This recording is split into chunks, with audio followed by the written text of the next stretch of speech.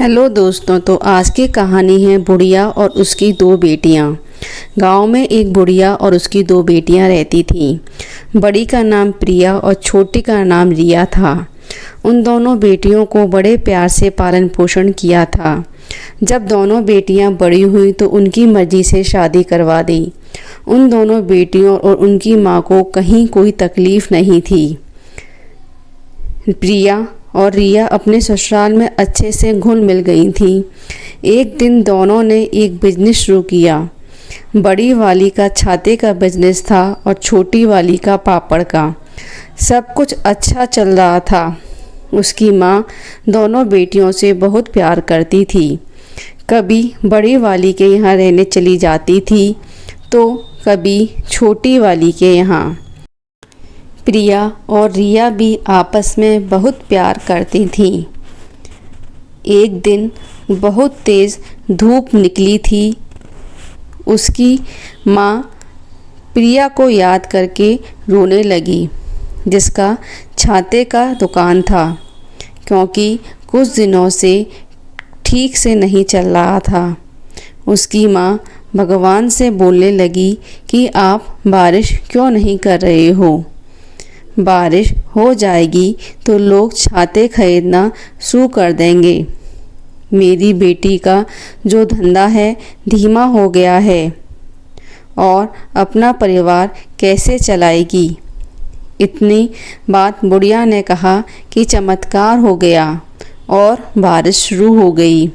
बुढ़िया खुश हो गई और उसके चेहरे पर मुस्कान आ गई। फिर उसके चेहरे पर अभी मुस्कान आ ही थी कि उदास हो गई और वापस आसमान के ऊपर देखकर कहने लगी, हे भगवान, ये आपने क्या कर दिया। मेरी दूसरी बेटी का तो पापड़ का बिजनेस है और सुखाएगी नहीं तो बिकेंगे कैसे। मेरी दूसरी बेटी के बारे में तो सोचो। अब ये बुढ़िया का रोज़ाना का आदत हो गया था। जिस दिन बारिश हो रही थी उस दिन कह रही थी कि धूप क्यों नहीं हो रही, और जिस दिन धूप हो रही तो कह रही थी कि बारिश क्यों नहीं हो रही।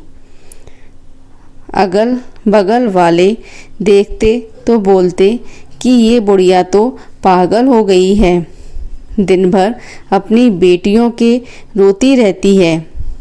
एक बार एक साधु वहाँ से निकल रहे थे और ये आसमान को देखकर रो रही थी हमेशा की तरह।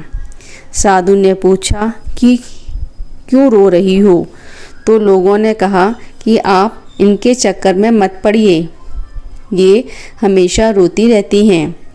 साधु ने कुछ सोचा और वहीं रुक गया। उनको लगा कि एक बार जाकर सुनता हूँ कि बात क्या है। साधु ने उसके सामने गया और बोला, अम्मा, आप क्यों परेशान हैं। तो अम्मा बोली, मेरी दो बेटी हैं, प्रिया और रिया। एक का छाते की दुकान है और दूसरी का पापड़ का। जिसका छाते का दुकान है उसका धंधा मंद पड़ गया था, तो मैं भगवान से प्रार्थना की तो बारिश होने लगी।